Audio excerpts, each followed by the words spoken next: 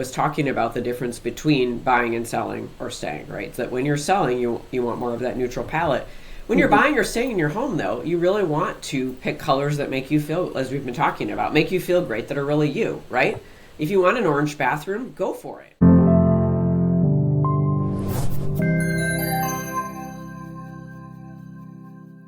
Hi, this is Pam Clinton with Remax and Beyond the Listing podcast. I am here today with Claudette Rowley Design, and the Wired Method. She is a science-informed approach to interior design rooted in the human behavior and wellness, a physical and emotional and mental well-being approach to design. So, Claudette, thank you so much for being on our podcast today. I really look forward to hearing what you have to say. I'm excited about it, all about color and wellness and design and how they work together. So tell me a little bit about yourself. Yeah, thanks. And thanks for having me, Pam. I'm excited to be here.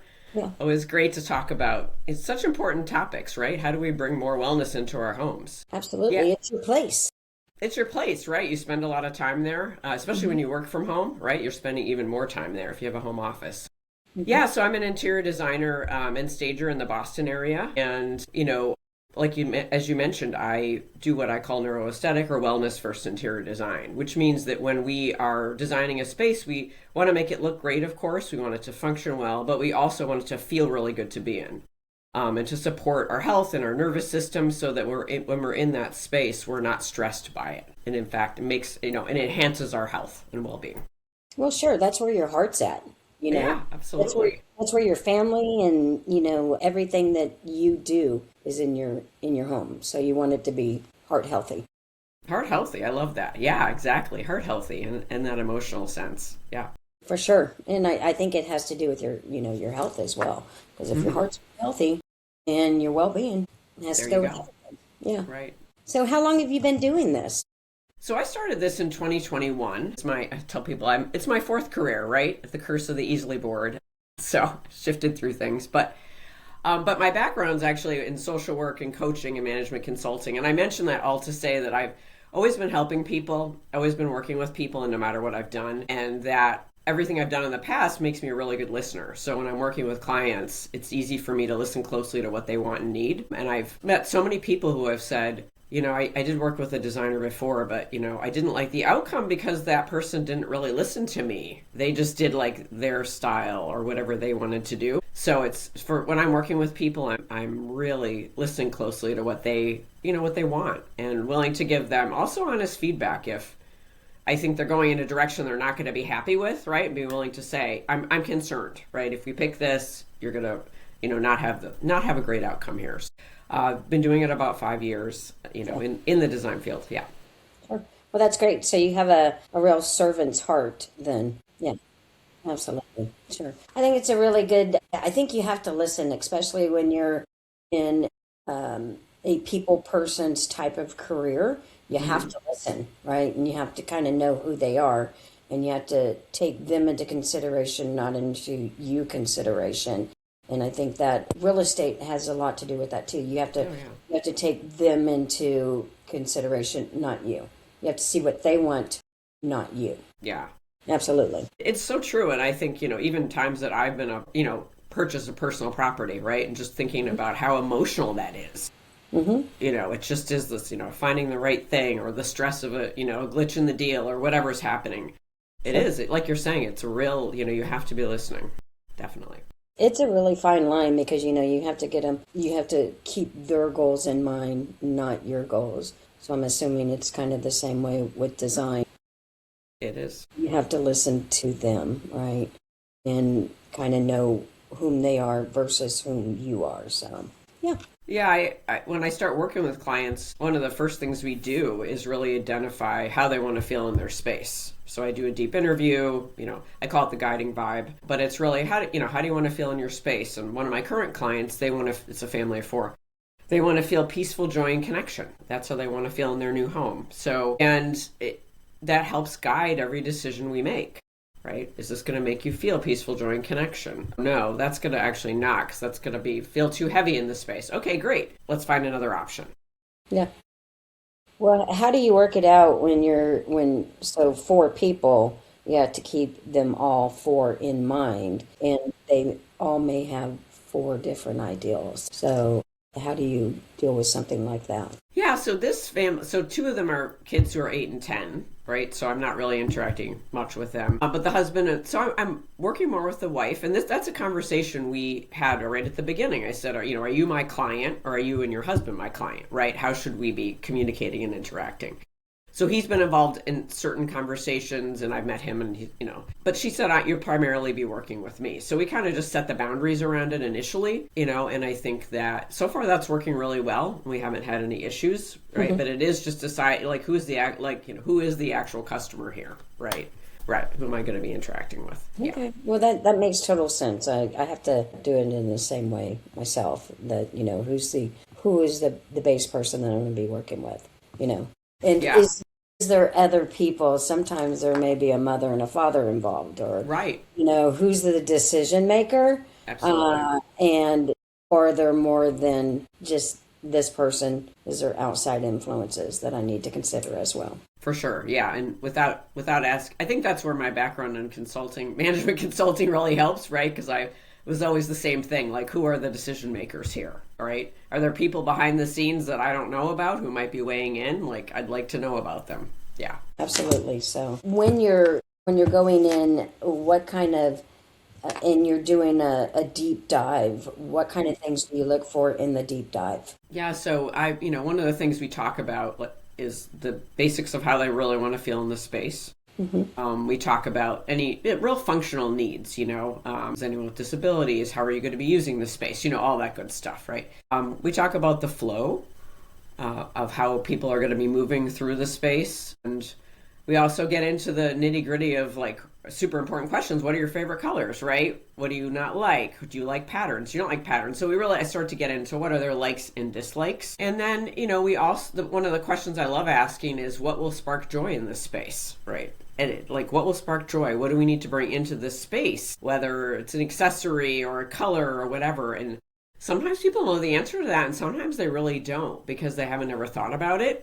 So they have to go back and really reflect on what would bring joy into my space, and it's because once you move back past the foundational pieces of how is the space going to function? How is it going to flow? How is it going to be organized? Which is so super important. That alone is not enough to bring you joy, right? You need things layered on top of it, right? To evoke the feelings you want to feel. How is the space going to feel cozy? How are people going to feel when they're connected to each other, like sitting in the family room together, right? Or something like that. So we get into that super deep dive, and I help, help people, not pull it out of people, but, listen closely and help them see some of these things for themselves. Sure. Yeah. I think some of people's hardest decisions is, who are you actually, right? Yeah. What really does bring you joy. When I go to sell a home, I have a stager come in every single home that I do. That's right? Great. And some of the biggest issues that they have is, I've had some homes that have never been painted, right? And they've lived there 5, 10, 15, 20 years sometimes, and they've never been painted because they can never make a decision on who they are. What color paint should I do, or what should I do in the home? And it's just paint, right? Right. It's just absolutely paint. I mean, you can go in and repaint a room 10 times in 10 years. It's something that's, to me, it seems so simple that you can do, but they just don't know what would make them happy, right? They don't know. Yeah, it's a great point. They don't know what would make them happy. They also don't know often, because I run into this a lot as well. I'll get a sort of panicked, email or something or call. We're painting. The painter's coming next week. The painter wants the colors. We can't decide, and it kind of sounds like that. It's kind of frantic, understandably, right? And because they're usually painting more than one room, so they know they're making a financial investment, right? And they want to get it right. And like you said, they don't know what's going to make them happy. They also know that they don't know how to pick colors in a way that assures them it's going to look good once it's on the wall. Sure. As well. So really helping them, understand what, how. certainly what colors make them feel good, but also kind of some of the functionality of how color is going to look in a room. I mean, and that's my job, right? In that consultation to help them sort of, for me to direct and guide and say, well, I know we love this color blue and it's great on this little paint swatch, right? But think about that on every wall of your room. Are you really going to want to be in a blue that intense? No. Okay. So what if we lighten that by 50%, right? So some of that pragmatics and the science of how color actually operates. And then it's great, but it's great to help people that way because then their stress levels go down, right? Talk about wellness. Yeah. Well, and they're happy with the outcome. Yeah. It's like, whew, somebody's helping me with that. So Right. Because color can impact your mood, the whole comfort of how you feel, your perception, everything. So can we talk a little bit about that? Yeah, of course. Yeah. One of my favorite topics. Yeah. Thanks for asking. So color, everything you just said is so true, right? And so when you know a little bit about how color operates in that way, and I can give some examples here, it can really be helpful. So, one of the things and you and I were chatting about this before we started our conversation, right? That we've moved out of this recent trend of a lot of white and gray, right? Black and white, moving into warmer tones again, natural woods, greens, browns, oranges, right? Earth tones. One of the downsides of the white and gray trend, for example, is that gray is the least stimulating color, right? So if you have gray, that's like, neuroscientifically proven, right? That's how our brain processes gray. It's the least stimulating color. So there's nothing wrong with gray if you have it with a pop of some other colors, right? To bring some energy into it. But when all these spaces, especially office spaces, right? And homes, or, gray and white, it doesn't really motivate people. It doesn't energize people. It doesn't necessarily get them at the right energy level to do what they need to do. So it's something I work with people on, is understanding that color can be both understimulating and overstimulating, right? And what's the right stimulation balance for you? I think also it's interesting, cool colors, right? We think about cool colors, they tend to make a space look bigger. They're more spacious, they recede, right? Warmer colors bring things in actually, which is great if you want a cozy space or a little bit more, intensity. Or, when we think about kitchens, we don't want people too relaxed in the kitchen because they have to do things, right? Right. Our living rooms or dining rooms, we want people relaxed, but we also want them connecting. So there should be a little bit of energy, which is different than, our bedrooms where we'd be primarily relaxing. So, colors all have this specific kind of stimulation, overstimulation, understimulation potential. It's understanding how to balance it. Sure. Yeah. Sure. And that's exactly where you come in. Yep. Absolutely. That's awesome. That's awesome. I love that. So that's exactly why paint colors are so more powerful than what people think that they are, right? So, when I'm selling a house, I try to have people bring it down to a very neutral color and then use, accessories as their pops of color. And then that way, when somebody else is moving in, they can then make their own choices and such. But when I'm selling a house, I believe staging it is so important, because when somebody comes in, I want them to have the feel, and I think color is such a part of it, right? Mm-hmm. So I want them to walk in and feel comfort when they come in, because I want them to come in, feel that comfort, and go, oh my gosh, this is my house, right? Like, absolutely. Talk a little bit about how staging and design are a little bit different. Absolutely. I love that question. Yeah. So staging and design are different. And, when I'm working with people who are selling, right, I talk about the same thing you just said, right? We want people to come in and feel comfortable. This is my home. I call it the exhale, right? You come in and be like, oh, okay, I can see myself here. And, you want to have, as you said, those, more neutral tones so that people can see themselves, right, in this space. And it is different than design. I actually recently, literally last week, collaborated with a local realtor here in the Boston area, did a seminar on paint color, right? And I was talking about the difference between buying and selling or staying, right? So that when you're selling, you want more of that neutral palette. When you're buying or staying in your home, though, you really want to pick colors that make you feel, as we've been talking about, make you feel great, that are really you, right? If you want an orange bathroom, go for it, right? Yeah. It's your house. When we're selling, you can't, and, my home office actually is painted red, and most people don't want red walls, but that is my favorite color. I don't present in my home office or do podcasts because I know the red walls might be too intense for some people, right? So I move somewhere else. But Yeah, so it's painted red because I love that intensity. It makes me feel creative and in action, right? And that's what I love. Whenever we decide to sell our house, I know I'm getting that room repainted. Because no one, right? People aren't going to want to walk in and see red walls. Sure. Because they're going to walk in and be like, oh, we have to paint this room. More work, right? They get that sort of, yeah. So I know if I have it, if I repainted a nice warm, neutral of some kind, then they can walk in and say, okay, great. We can put our furniture in here, or we can make this our home office, and it's all right. Staging for me is all about the buyer, right? Yeah. Yeah, one of the main differences. You got to keep them in mind, but when you're living in the house, do what you want. Absolutely. Do what you want. Yeah, absolutely. Yeah, whatever makes you happy and what's going to make you comfortable in your home. So I love all the trends that are coming in where it's all about your comfort and all the warm, colorful colors that are. I know. And like we said before, like I love the oranges and the greens and all the brown warm tones coming in. I mean, that's totally my vibe, right? So I love that that's coming in. Bring in the plants and bring the outdoors in for me. Absolutely. Yeah, bringing the outdoors in, and that's interesting. That's something called Biophilic design, which has been around.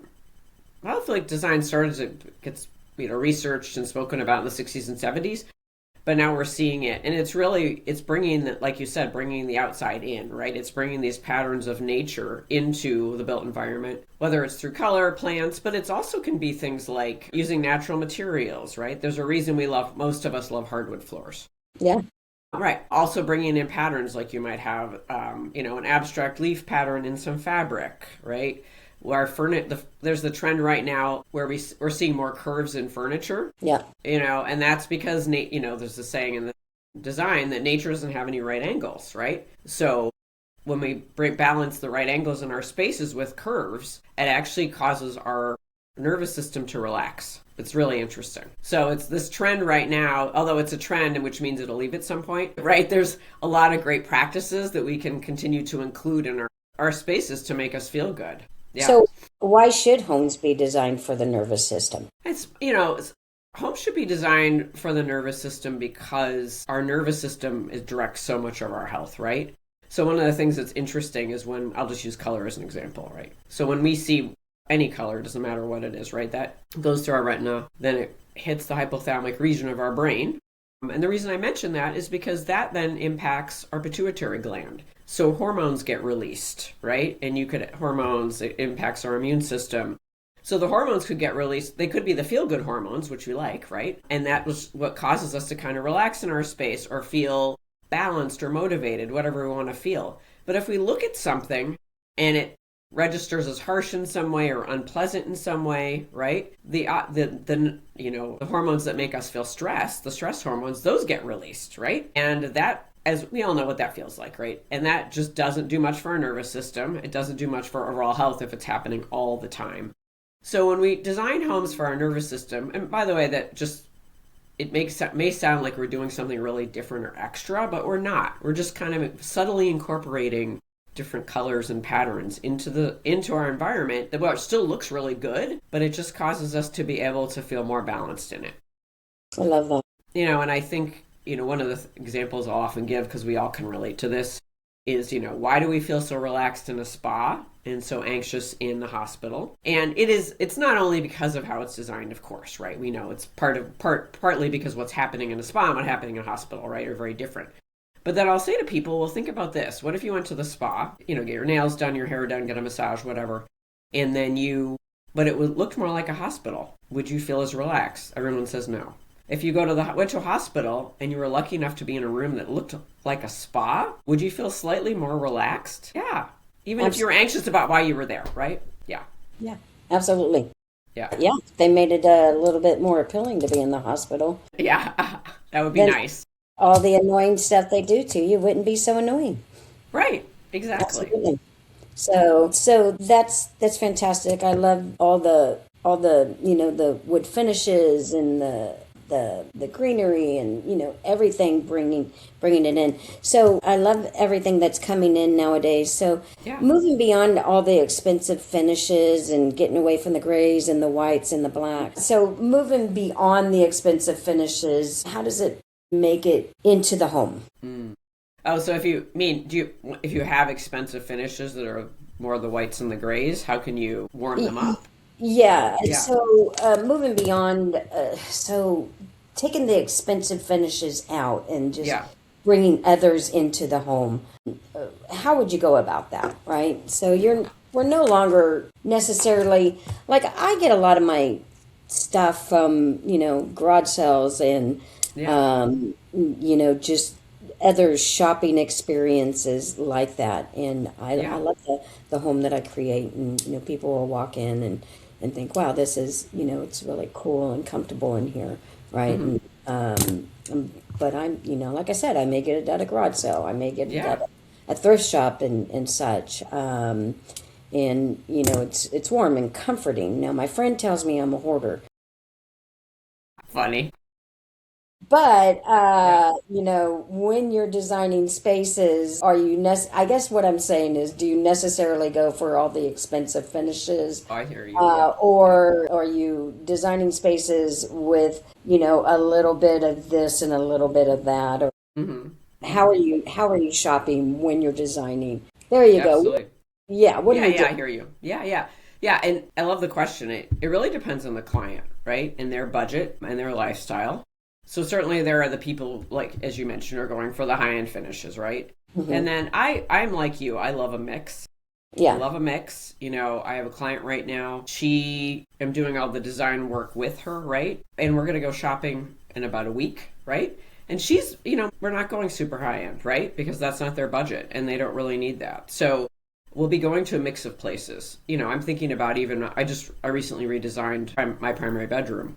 It is a mix, right? It is a mix. Like, I have pretty expensive wallpaper in there as an accent wall, but I also have a piece of artwork from Home Goods, right? Because I saw it and I loved it. I'm like, this is perfect, right? So it's a mix of, I love that. I personally love that mix, right? Of like, I got some high end things, but then, I was at a vintage store, as you mentioned, right? Or I was at a garage sale, or I was at wherever, I was at an antique store, and I saw this really amazing piece. And I had somebody refinish it. It looks great. So I have that bargain hunter piece to me as well. Can we find something unique?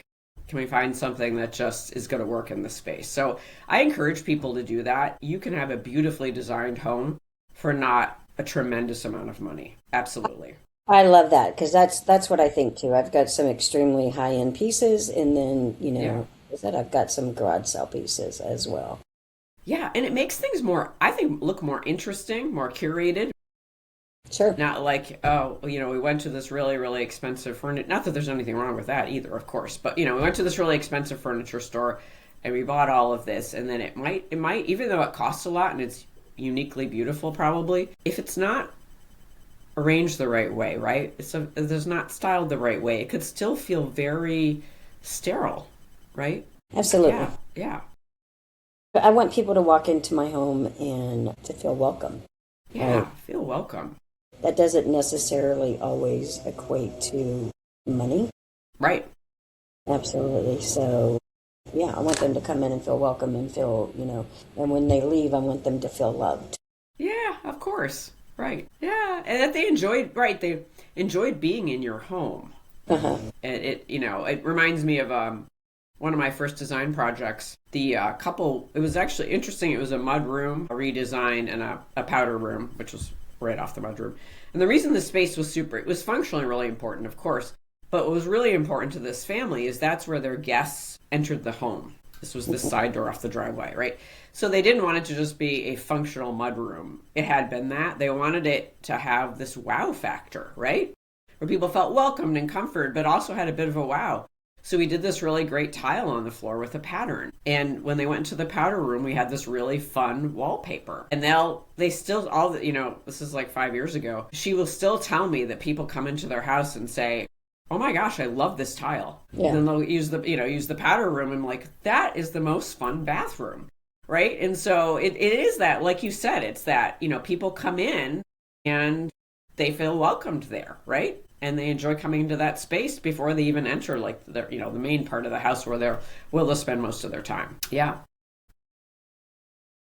So, is there any parts of the house that you like doing in particular? Do I don't think I have a favorite space because I just enjoy I enjoy the whole process, right? And every space has its challenges, right? What are we trying to handle? What are we trying to accomplish right now? I love the challenge of solving problems with clients and for clients, right? Sure. I almost any space I'm going to enjoy doing. And, I'm thinking right now about a client.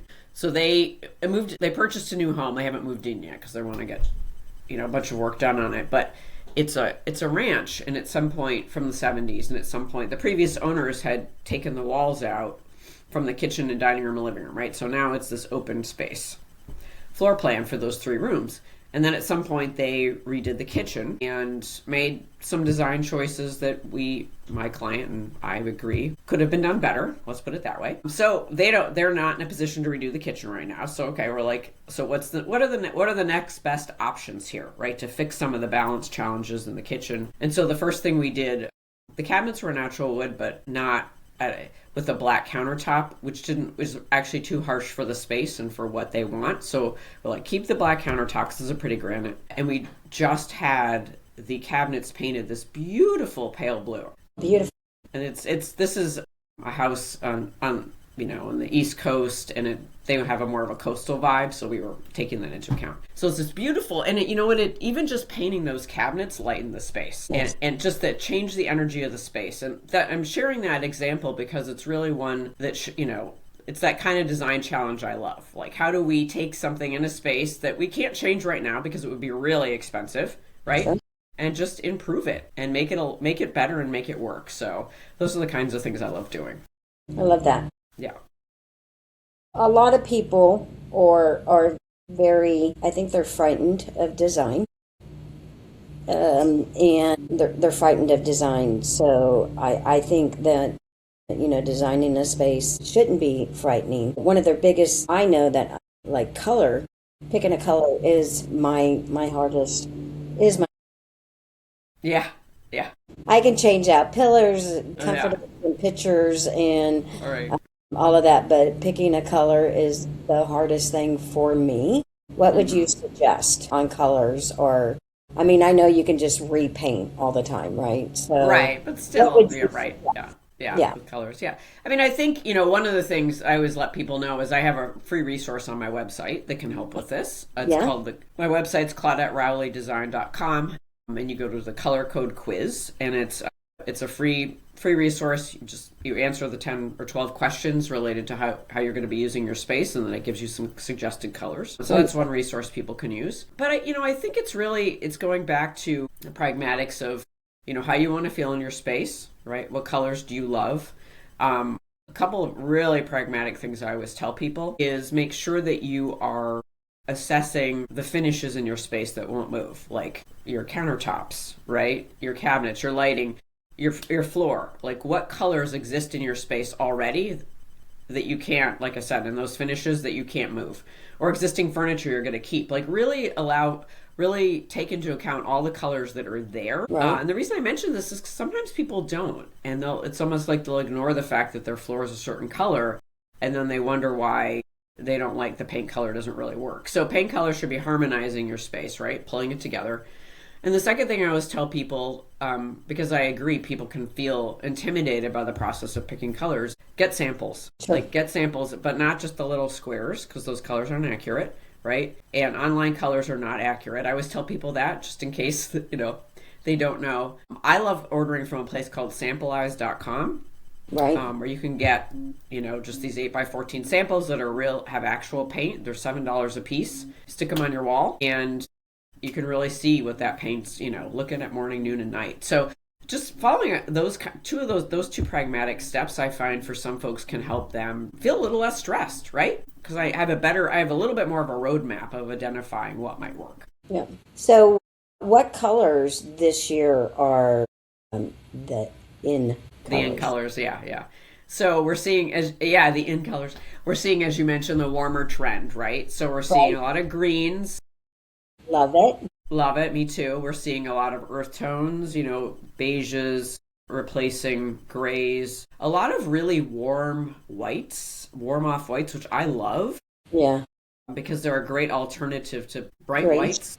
Yeah. Yeah, grays and bright whites. And I mean, grays and bright whites, of course, have their place. But bright white can feel clinical and sterile, right? Yep. In a lot of spaces, unless they're like super contemporary or something. So I love the warmer off whites we're seeing. We're seeing like terracottas. We're seeing those more muted earthy colors, browns, etc. So really lovely colors, right? That people tend to gravitate toward. So it's bringing this coziness, I think, back into spaces and moving away from, as we've mentioned, that cooler trend.